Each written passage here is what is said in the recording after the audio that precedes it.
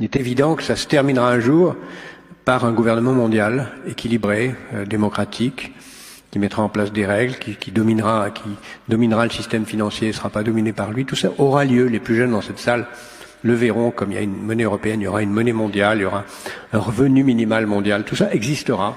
À mon sens, l'humanité va se diviser en 3 catégories.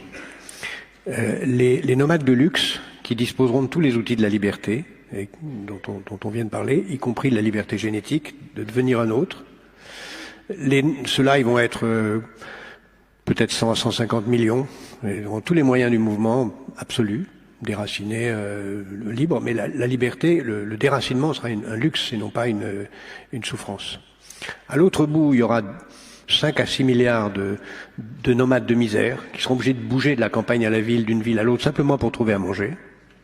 Et au milieu, il y aura une catégorie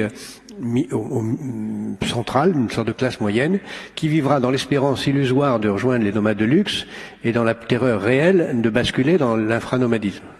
Et qui les regardera les uns à la télé dans les journaux qui leur montrent la vie des nomades de luxe et qui, à la télé, se réjouira de voir le spectacle de la misère des autres en se réjouissant de ne pas en être. Ça, c'est les 3 catégories qui sont en train d'apparaître.